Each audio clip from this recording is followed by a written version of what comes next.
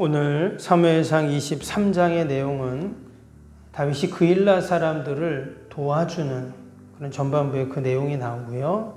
이후로 다시 이제 다윗이 사울을 피해서 10황무지로 또 마혼 황무지로 그리고 마지막에 엔게디 그 광야로 도망을 가는 그런 내용이 쭉 전개가 됩니다. 집에 가셔서 뒷부분도 한번 꼭 한번 읽어 보실 수 있기를 바랍니다. 우리가 어제 22장에서 놉당에서 있었던 아주 비극적인 사건을 보았습니다. 다윗이 사울을 피해서 성소가 있는 그 놉당으로 갔죠.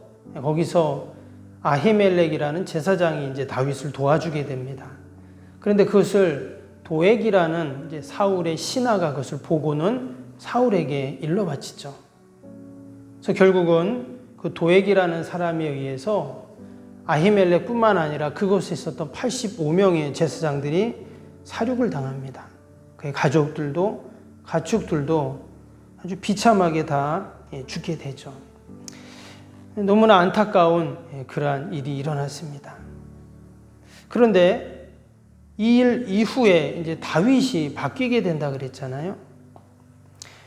지금 다윗의 상황은 하나도 바뀐 것이 없습니다. 도리어 자신 때문에 눕 제사장들이 그 가족들이 죽는 너무나도 가슴 아프고 안타까운 그런 일이 일어났는데, 그리고 또 여전히 다윗은 계속 도피 생활을 해야 되는 그런 상황입니다. 그런데 다윗의 마음이 바뀌고 다윗의 신앙이 바뀌게 되죠. 우리가 오늘 함께 읽었던 23장에 이제 그 내용이 나옵니다. 그 놉당에서 다시금 그가 다른 곳으로 피신을 했는데 거기에 누가 왔냐면 그일라 사람들이 왔습니다. 이 그일라 사람들은 이제 블레셋 그 국경 지역에 있는 지역인데요.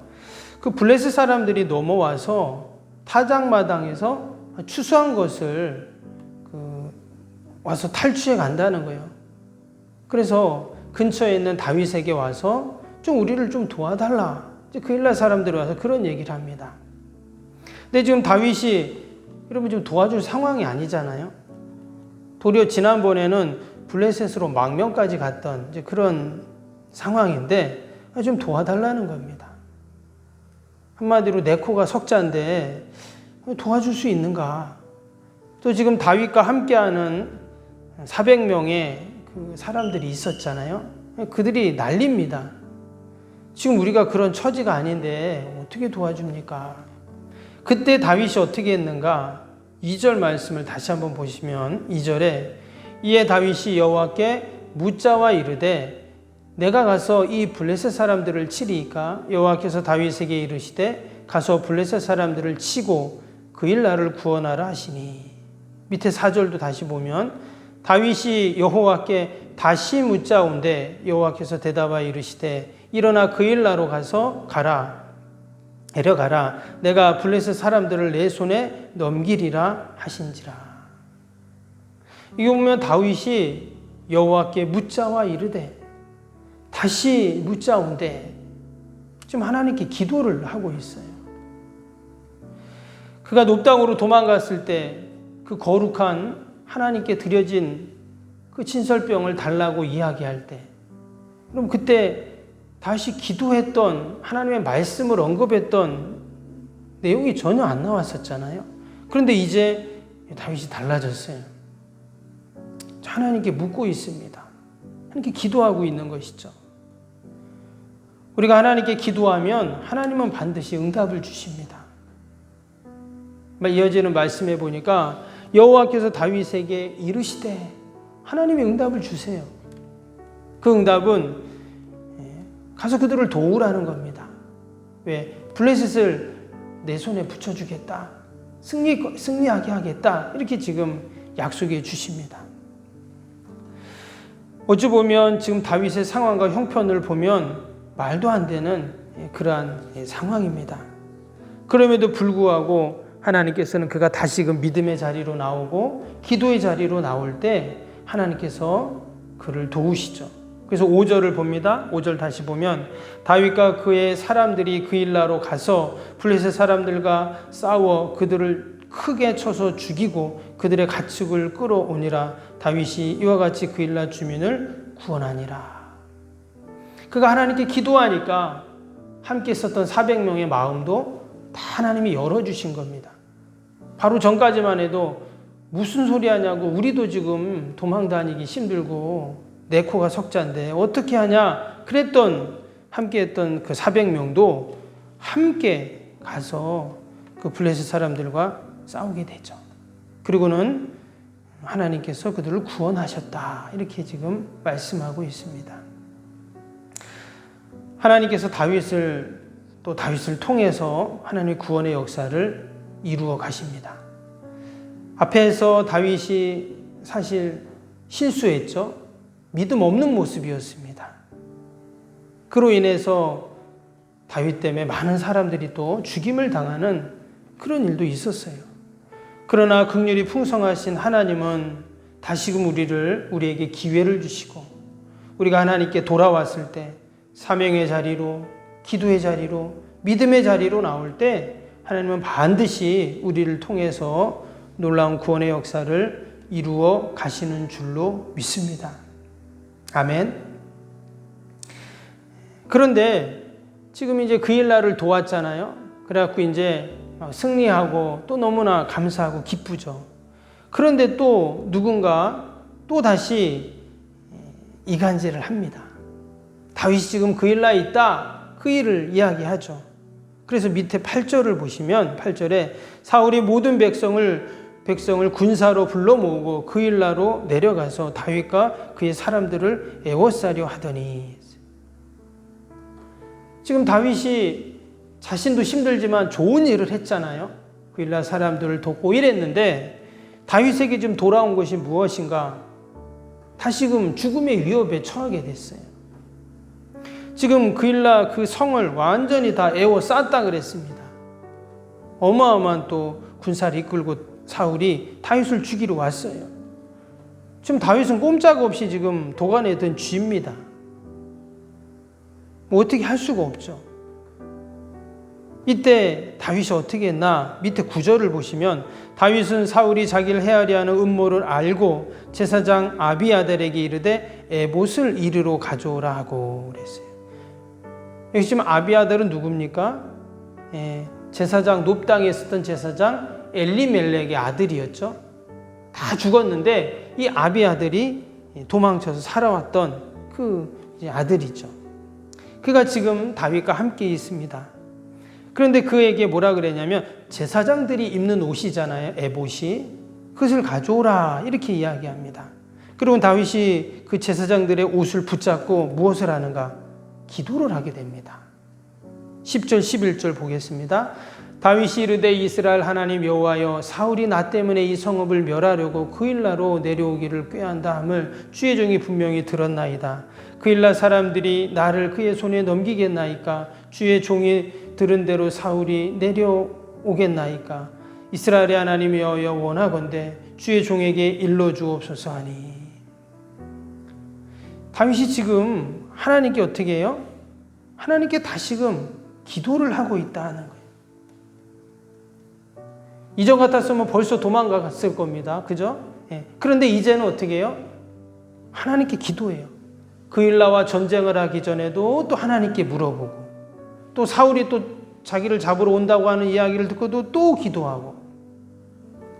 그랬더니 하나님이 뭐라고 하시냐면 여호와께서 이르시되 그가 내려오리라 하신지라. 지금 사울이 잡으러 온다는 거예요. 하나님이 이처럼 하나님의 뜻을 구하는 자에게 하나님은 반드시 응답을 주십니다. 과연 사울이 옵니까? 안 옵니까? 제가 어떻게 해야 됩니까? 하나님께 기도하니까 하나님께서 이렇게 다 말씀해 주시는 거죠. 희한한 것은 이전 같았으면 다윗이 벌써 이제 도망을 갔을 텐데 그가 지금 이렇게 기도의 시간을 할애하고 있어요. 기도의 자리로 나아가고 있고, 하나님의 음성을 지금 들으려고 하고 있다는 거예요.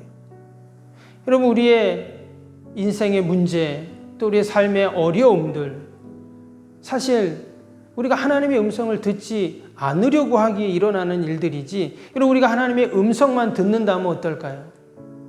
문제가 없죠. 그 하나님의 음성을 듣고 맞습니다, 아멘 하고 내가 그 말씀대로, 음성대로 내가 지시대로 살면 됩니다. 그러면 문제될 게 하나도 없어요. 이전에 다윗이 그처럼 힘들고 어렵고 했던 이유가 무엇인가? 그가 옛날에 그 베들레헴 목동으로 있을 때 그는 늘 하나님을 의지하고 하나님을 바라보고 했는데, 그가 이제 이스라엘의 군대 장관이 되었어요. 사울의 사위가 되었습니다. 사람들이 전부 다윗만 쳐다봅니다. 왕이 있는데도 왕을 안 쳐다보고 다윗을 쳐다봐요. 다윗이 영웅이 되었습니다. 그래 점점 시간이 지나니 이제 다윗도 자신도 모르게 자신이 하나님의 자리를 대신 하고 있었다는 거예요. 근데 눕 땅에서의 그 비극적인 사건을 그가 다시 경험하면서, 내가 다시금 하나님 앞에 나아가야 되는구나. 그들이 이제 깨달은 것이죠. 오늘 14절 보겠습니다. 14절 보니까 이런 말씀이 나오죠. 다윗이 광야의 요새에도 있었고 또 광야 산골에도 머물렀으므로 사울이 매일 찾되 하나님이 그를 그의 손에 넘기지 아니하시니라. 사울이 내려왔어요. 그 일나로 와보니까 없어요. 그래서 다시 광야로 갑니다. 이곳저곳 다 찾아보지만 매일 찾았는데도 찾지 못합니다. 왜? 하나님이 다윗을 사울의 손에 넘기지 않으셨기 때문이에요. 하나님이 사울의 눈을 다 가리시는 거예요. 이 새벽에도 우리가 하나님께 믿음으로 기도할 때 하나님께서 우리를 지키시고 도우시고 보호하시는, 여러분, 그 은혜가 분명히 우리에게 있을 줄로 믿습니다. 지금 다윗은 도망 다니고 있어요. 참으로 비참한 상황입니다. 그런데 그가 그 도피 생활할 때 그가 했던 일이 뭐냐? 기도였다는 거예요. 결국은 기도의 승리이고 기도의 응답이었다는 것입니다. 지난번에도 이 10황무지에 대해서 또 엔게디 광야에 대해서 잠깐 말씀을 드렸는데요. 여러분, 이곳은 사람이 살 수 있는 곳이 아닙니다. 아무것도 없어요. 다윗이 지금 이 황무지를, 이 광야를 수년을 도망 다니면서 숨어 지내면서 살았습니다. 근데 말씀드린 것처럼 이 광야에 있는 동안 주옥 같은 시편들을 그가 지었다는 거예요. 광야에 있는 동안 그는 진짜 하나님을 만나는 것이죠. 광야에 있으면 그의 촉각, 시각, 또 그의 영적인 것, 모든 것이 다 민감해져요. 그래서 그가 더 하나님 앞에 가까이 갈 수 있었고, 이 광야의 시간을 지나 그가 결국 통일 이스라엘의 왕의 자리에 앉게 되었는 줄로 믿습니다. 모세도 광야에서 결국 미디안 광야에서 40년을 보내며 결국 마지막에 끝나는 것 같았지만 하나님을 그가 만나죠. 떨기나무에서 그 부르심 가운데 그가 다시금 나머지 40년을 이스라엘 백성들을 출애굽시키는 영도자의 삶을 살게 됩니다. 예수님도 공생애를 시작하기 전에 광야로 나가셨죠. 사도 바울도 아라비아 광야로 나갔다고 성경에 나옵니다. 여러분, 우리의 인생의 광야는 꼭 나쁜 것만은 아닙니다. 그 광야가 힘들고 어렵고 참 공고하고 그런 상황이기도 하지만, 그러나 우리가 이 광야의 시간에 기도의 시간으로 삼고 이 광야에서 하나님을 만나고 또 광야를 통해서 하나님의 놀라운 구원의 뜻을 우리가 분명 경험하게 될 줄로 믿습니다. 오늘도 우리가 그러한 믿음과 소망을 갖고 믿음으로 기도하는 저와 여러분이 되시기를 주님의 이름으로 축복합니다. 기도하겠습니다.